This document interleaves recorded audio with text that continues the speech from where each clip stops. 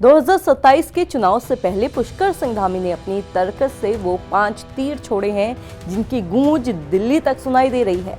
4 साल से उत्तराखंड के बीजेपी विधायक टकटकी लगाए मंत्री की कुर्सी को देख रहे थे और आखिरकार वो दिन आ ही गया जब पुष्कर सिंह धामी ने अपने पत्ते खोले।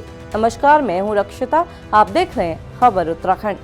दरअसल उत्तराखंड की धामी सरकार में लंबे समय से 5 मंत्री पद खाली पड़े थे। साल 2022 में हुए विधानसभा चुनाव के वक्त सूबे के मुखिया पुष्कर सिंह धामी के साथ 9 विधायकों ने मंत्री पद की शपथ ली थी और उस वक्त 3 पद खाली थे, जिसके बाद 2023 में परिवहन मंत्री चंदन रामदास का निधन हो गया और 2025 में प्रेमचंद्र अग्रवाल को एक विवादित बयान की वजह से अपनी कुर्सी छोड़नी पड़ी, जिस वजह से कैबिनेट में 5 पद खाली हो गए।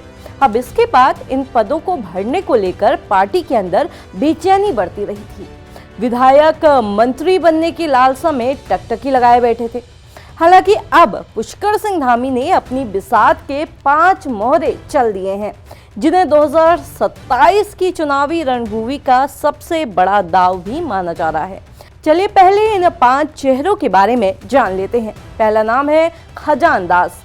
देहरादून की राजपुर सीट से लगातार 2 बार जीतने वाले खजान दास को कैबिनेट में जगह मिली है। खजान दास पहले भी शिक्षा राज्य मंत्री रह चुके हैं। 2027 में टिहरी से ये जीते थे और पार्टी संगठन में भी खजान दास की अहम भूमिका रही है। फिलहाल खजान दास बीजेपी के प्रवक्ता भी हैं। अब दूसरा नाम है प्रदीप बत्रा।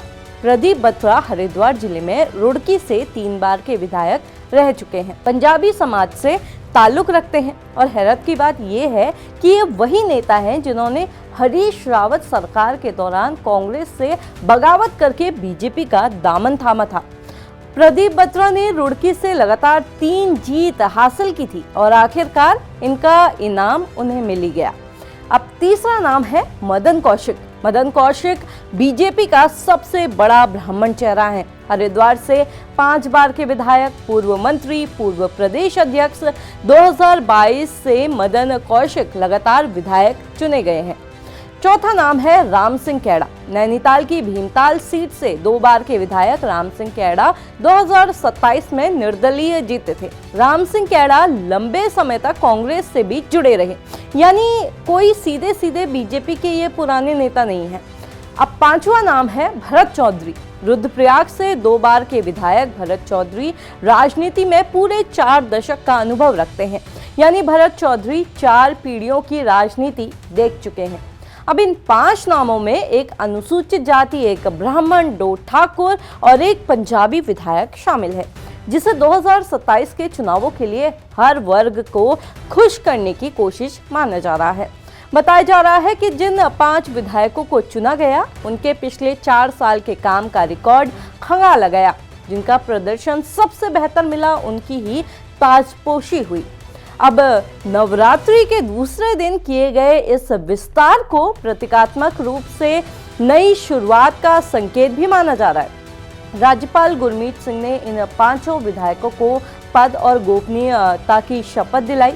चुनाव में अब 1 साल से भी कम का वक्त बचा है। ऐसे में क्या ये कैबिनेट विस्तार धामी सरकार की डूबती नैया को पार लगा पाएगा, ये तो वक्त ही बताएगा। इस खबर पर आप क्या राय रखते हैं? क्या आपको लगता है कि इन चेहरों के दम पर बीजेपी 2027 का किला फतेह कर पाएगी? अपनी राय कमेंट में जरूर बताइएगा।